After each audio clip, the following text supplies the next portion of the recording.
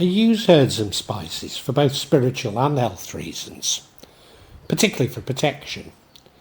I've always believed this to reflect ancient animistic beliefs, that all of God's creation has a spirit or a soul, thus uniting the spiritual and the medicinal.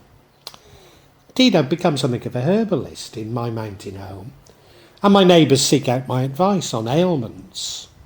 In part, this reflects that I don't charge for my expertise, but also the lack of Western medical expertise where I live. However, I need to add that my expertise is nothing like as certain as that of Parcano. I seem to understand the effects of the chemical properties on the body, whereas Parcano focuses on the soul. Nevertheless, I had never given too much thought to this, and had atomised the benefits as science encourages to do. However, I've recently come across a number of AI-generated vlogs about herbs and spices, which have made me give some more thought to this. As you know, I'm very sceptical of AI, given its ability to convincingly fabricate information. I have attempted to check my contents, but apologise if I've inadvertently carried forward fabrications into my vlog. Not unnaturally, my focus is on those herbs and spices I commonly use and indeed grow at my home in Java. In fact, whilst I grow many of these herbs and spices for medicinal and culinary use, we do believe that the plants in the garden provide an important spiritual advantage, especially protecting us from black magic, often neutralising the use of another herb used in magic. And this is not unlike the use of such herbs in Wiccan protection jars. Again, despite holding these views, it's not something I've given any real deep thought to. But what impressed me about these AI vlogs was how universal these associations are, often across cultures. However, this vlog is not intended as a comprehensive description of the use of herbs and spices within Western witchcraft. It is thus a very personal description of what I do in Java, with reference to other countries.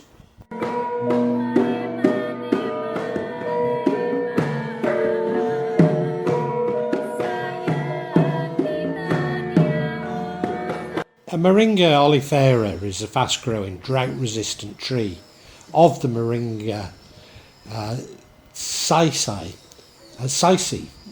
native to the Indian subcontinent and used extensively in South and Southeast Asia. Common names include moringa, drumstick tree from long slender triangular seed pods, horseradish tree from the taste of the roots, which resemble horseradish, or malunggay, also known as maritime, archipelago, also known as maritime or archipelago, let's call it, areas in Asia, and kelor in Indonesia. India is the largest producer of moringa, with annual production of 1.2 million tonnes of fruit from an area of 380 kilometres squared. Moringa is grown in home and gardens and as living fences in South and Southeast Asia, where it's commonly sold in local markets. In the Philippines and Indonesia, it is commonly grown for its leaves, which are used as food. Whilst it grows in the garden, it becomes somewhat less abundant during the dry season.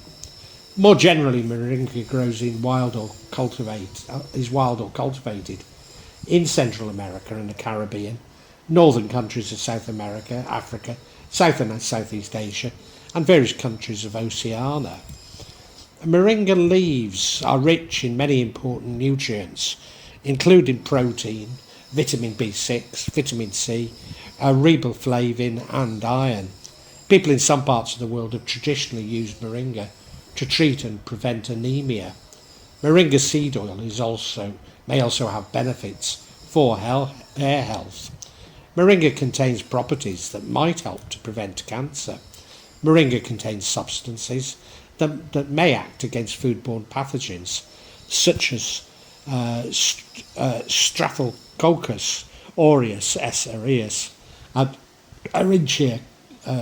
Escherichia Escherichia coli, E. coli. Moringa is rich in various antioxidants, including quercetin, chlorogenic acid. The antioxidant activity of moringa may help to prevent disorders that affect the nervous system, such as multiple sclerosis, MS, Alzheimer's disease, and neuropathic pain and depression. Moringa contains a range of antioxidants and anti-inflammatory agents, such as quercetin, which may help to protect cardiovascular health.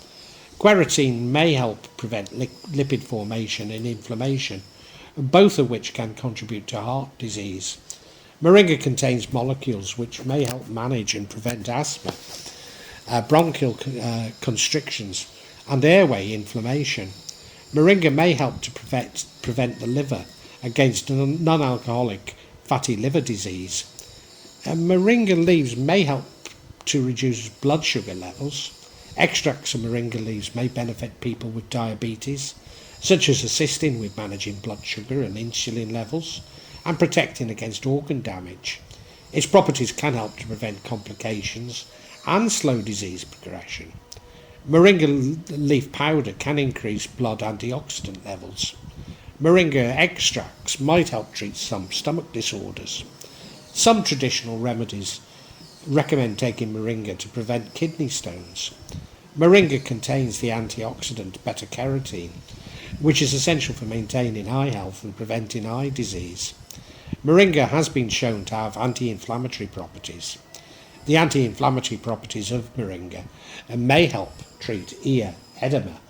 Moringa extract has anti-inflammatory properties that might help prevent rheumatoid arthritis. Moringa can lower your cholesterol levels, possibly reducing the risk of heart disease. Moringa extract can help manage various factors related to obesity. Moringa contains substances that may help manage blood pressure. Moringa may help protect against arsenic toxicity. Due to its antioxidant properties, its cleating activity, which means that it can help remove excess iron and other heavy metals.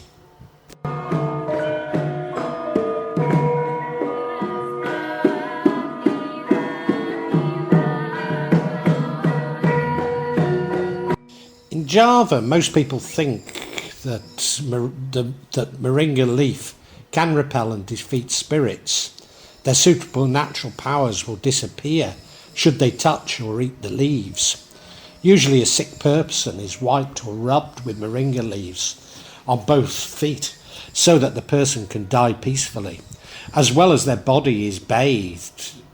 It is also wiped or rubbed again with moringa leaves so that if there still are mystical objects and spirits that are still attached to the body, everything will disappear and it will be clean again. Some people put a bunch of moringa leaves above the entrance to their house because they believe that these moringa leaves can repel the arrival of spirits and ward off disaster. Moringa tree is included in the plants to ward off black magic, witchcraft, black magic spells and spirits. Many Javanese plant this plant in their yards. In much of Java and West Java, moringa is used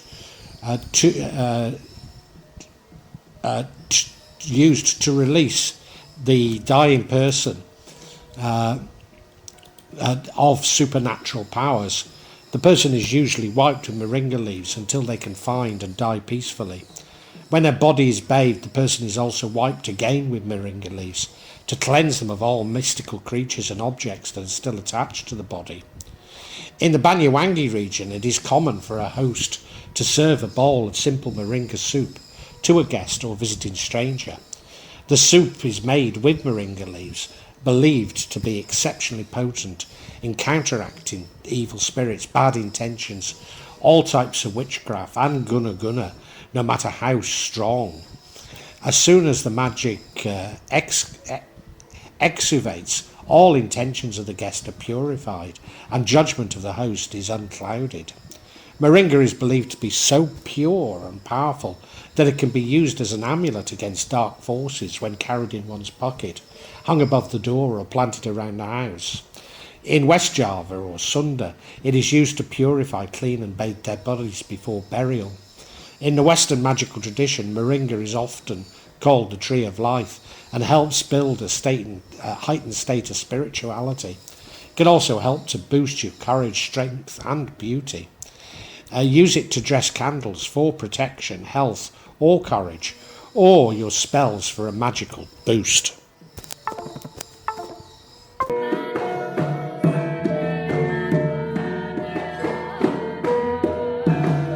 Ziziphus spina-christi, known as Christ thorn jujube, Sidr or Lote, is an evergreen tree or plant native to the Levant, East Africa and Mesopotamia. According to some traditions, Jesus' crown of thorns was made from branches of this tree. Fruit and leaves from the tree were used in preparing ancient Egyptian food, in cultural practices and in skincare routines, especially with qasil powder derived from the Ziziphus spina-christi tree leaves. The Sidr tree is an ancient tree mentioned 4 times in Al-Quran. In Surah Saba, it is mentioned as an earth tree, while in other surahs it is mentioned as a paradise tree, Sidr al-Mutana. Ziziphus maritime is also known as the Indian jujube, Indian plum, Chinese date, Chinese apple, bear, bidara, and dunks is a tropical fruit species belonging to the family of Ramnaceae. It is often confused and close to the closely related Chinese jujube, Zuba jujububa, but whereas Zubu jujuba prefers temperate climates, Zuzu maritime is tropical to subtropical. It's referred to Sidr in Indonesia and Malaysia in recognition of its importance within Al-Quran.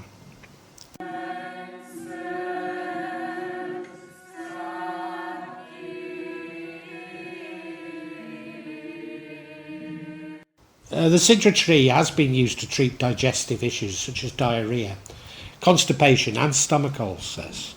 The leaves of the Sidr tree contain compounds that have anti-inflammatory and antimicrobial properties, which can help reduce inflammation in the digestive system and kill harmful bacteria. The Sidr tree has been used for centuries to treat various skin conditions such as eczema, psoriasis and acne. The leaves of the Sidr tree contain compounds that have anti-inflammatory properties, which can help to reduce inflammation in the skin and soothe irritations. It helps to improve scalp health, which contributes to stimulating hair growth and preventing hair loss. The importance of Sidr leaves is that they contain antifungal properties that help reduce dandruff and improve scalp health. The Sidr tree has been shown to have immune boosting properties. The tree contains compounds that can help stimulate the production of white blood cells, which are essential for fighting infections and diseases. The Sidr tree contains compounds that have antioxidant properties. These compounds can help protect the body from oxidative stress, which can damage cells and lead to various health issues. Sidr leaves contribute to the process of cleansing and purifying the body from toxins.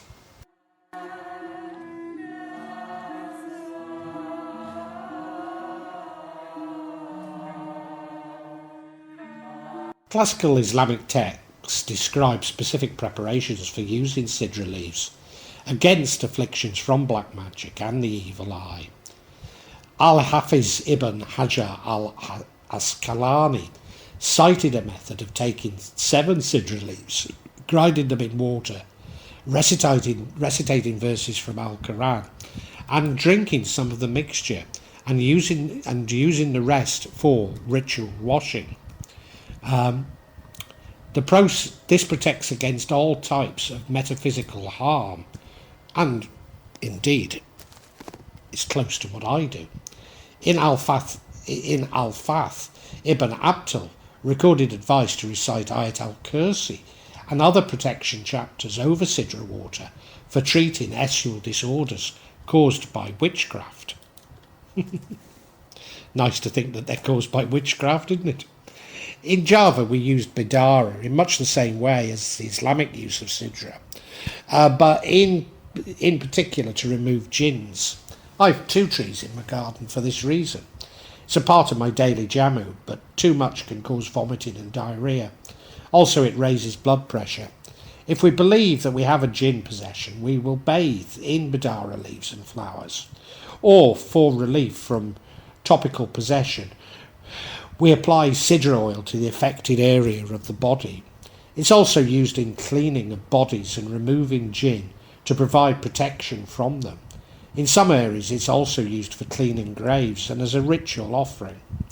At night the bidara tree is said to emit positive energy that functions to ward off black magic. In the Javanese Primbon, the ancient Javanese people believed that this plant is useful for warding off negative energy and mystical disturbances, as well as protecting the house from jinns and other supernatural beings with evil intentions.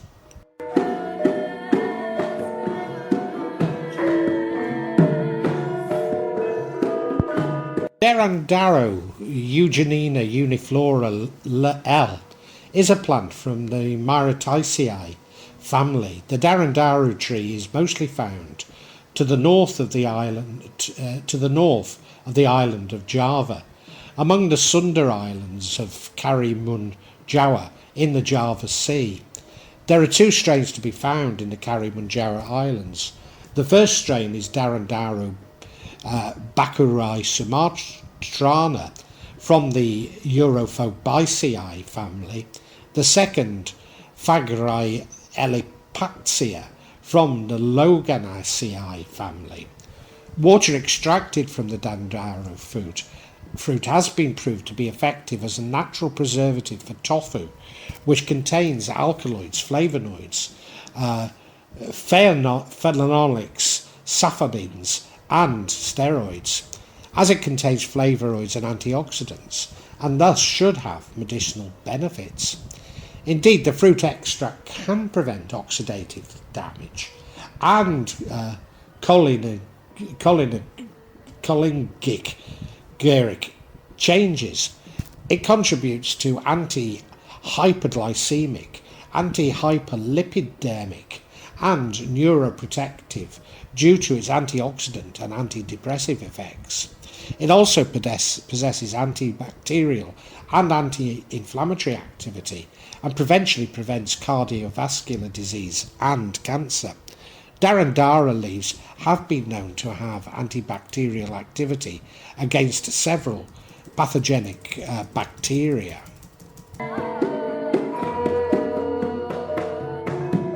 The Dewandaru tree has been sanctified by local inhabitants of the island for countless generations as a result of a myth perpetuated by the elders of the society. In one of the local dialects, Daru means blessings from heaven, while Dewa is the Indonesian term for God. Dewa Daru is thus interpreted as a gift of the gods, implying that this tree's genus is a tangible symbolic gift from the goddesses to the islanders. To many local inhabitants, the Dewa Daru represents the wisdom of the gods in maintaining the harmony, stability and peacefulness of nature. The Dewa Daru is believed to be the protective guardian of the living souls of the Karimanjawa Islands. For centuries, the Dewa Daru tree or wood is believed by the inhabitants of Karimanjawa to possess magical powers. Tested through time, the wood is said to heal poisonous bites and aches or illnesses in the abdominal region. Derandara wood is carried as an amulet for personal protection against evil persons, such as a weapon against evil spirits. It's said that unlike other types of wood, the Dewa-daru, even a small piece of it, sinks when placed in water. The Dewa-daru wood is often carried as an amulet, thus able to acquire prayer beads fashioned from it for spiritual devotion purposes is indeed fortunate, for it is rare that anyone is given permission to secure wood from the island and to tap into its inherent magical virtues. The Karimunjawa Islands has a sacred myth related to Dawa Daru. There is supposed to be a warning by the regional spirits that the sacred Dewa Daru wood or tree is not to be taken out of the islands without the concession of the spiritual guardians of the area. Whoever violates this, even by taking a small piece of wood, incurs the wrath of nature, and calamity befalls him or her not long after. The usual mishap is the sinking or immobility of the vessel that the person travels on to the journey back to the mainland. The Dewa Daru is supposed to be found solely in Karimunjawa Islands. Although almost unheard of, there is at least one Dewa Daru tree found in Java, in the area of Gunungkawi, in the region of Malang, East Java. Those living in this area sanctify the leaves rather than the wood. Gunungkawi is well known for its pilgrimage site for those seeking wealth. The tree grows nearby the grey of Iron Jugo, a metaphysical practitioner of royal descent. It's said that those sitting underneath the Dewa Daru tree and is fortunate enough to have a leaf or two fall on their head of their own accord, then it is a sign that great financial blessings or wealth, Pesugian, will be bestowed on them. It's thus not surprising to find people sitting, or even spending the night, sometimes weeks, beneath the shade of the tree and hoping to catch a leaf fall. People come from all over Java, hoping to transform their fate with this simple sitting. However, even with strong winds, seldom does a leaf detach itself from the branches with the hope and expectations of the sitters. Many return to their normal lives in disappointment. At times, those standing quite a distance from the tree are often blessed with can be blessed with a falling leaf, often blown by a non-existent wind. There are tales of those disbelieved in the sacredness of the tree and mockingly place a leaf on their own heads. The result is that on the way home from the mountain, they encounter tragic mishaps. Although those visiting Gunungkawi and performing the Pesugian ritual are expected to authorize themselves or a close family member as a mystical sacrifice.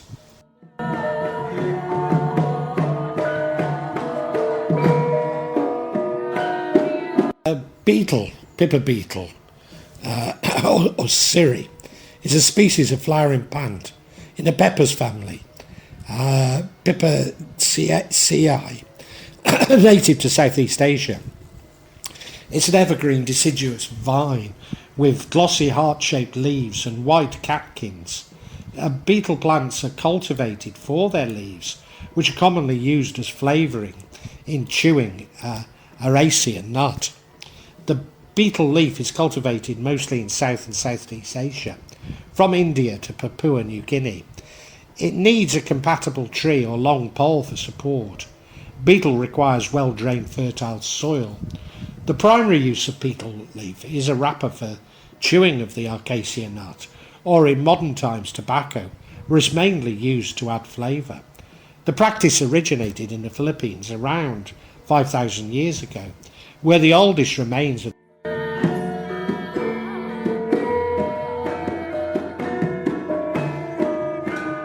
epidemiological studies demonstrate a close association between the incidence of cancer in India and the chewing of betel quid containing tobacco, Araceae nut, lime water and betel leaf. Chewing palm betel quid is strongly associated with a higher risk of developing head and neck cancer, as well as oropharyngeal squamous cell carcinoma, OPSCC, a form of cancer that affects the mouth, tonsils and throat. Attempts have been made to confirm the carcinogenic, mutagenic of betel quid or its ingredients. Betel leaves, however, have several therapeutic properties, such as antioxidants, prevents oxidative stress, by neutralising dangerous free radicals. Antimicrobial, prevents the growth of viruses, fungi and bacteria.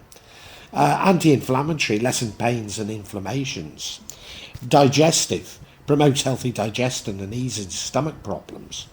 Analgesic, alleviates pain. Anti-diabetic, aids in blood sugar regulation. Wound healing, encourages quicker recovery from cuts and wounds. Betel leaf extract alone has not been shown to cause adverse effects. Smokeless tobacco products have been shown to exhibit mutagenic and carcinogenic behaviour. Reports suggest that betel leaf by itself has beneficial effects, in part because of its anti-mutagenic effect against the mutagens tobacco and the Aurantia nut in betel quid. Hyperoxychival in betel is found to demonstrate an anti-prostate cancer efficacy in an in vitro human prostate cancer cells and in vivo study.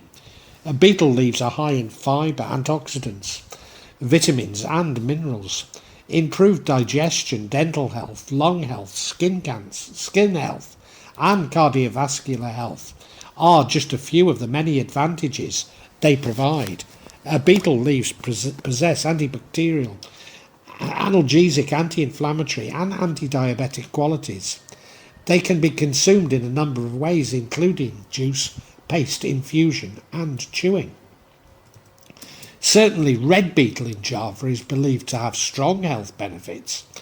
In particular, it's used by women to tighten their female parts. Red betel leaf contains compounds such as flavonoids, alkaloids, tannins, essential oils, saponins and polyphenols. As an antibacterial flavonoid compound, work by forming complex compounds with extracellular proteins, disrupting the integrity of bacterial cell membranes, whilst the alkaloid compounds in red betel leaves work as an antibacterial through the mechanism of the constituent components of peptidoglycan on bacterial cells. So it can cause the bacterial cell wall layer is not formed intact and cause bacterial cell death. Tannin compounds are efficacious as antibacterial by tannin mechanism, which can damage the bacterial cell membrane. Tannin astringent compounds can induce the formation of complexes of bonding compounds with microbial enzymes or substrates, whereas saponin compounds can trigger the formation of collagen by forming new tissue, namely structural proteins that play a role in the process of wound healing. Cyopin compounds have the ability as an antiseptic, so it's very effective for open wound healers. Red betel leaf herb plants have been used as an alternative cervicular and colon cancer treatment. It's also useful in the treatment of arthritis. In Java, the betel leaf is considered a sacred plant because most Javanese rituals use betel. The betel leaf is not only used to help protect the process of childbirth of the mother and the baby, but also a means of praying or to start counting auspicious days. It can also be interpreted as a means of finding those who have not met a soulmate, for example. Chewing betel is often interpreted as a ritual to start or open a certain intention. When there are two parties who will discuss something important, betel leaves are used as a means or symbol to start the event.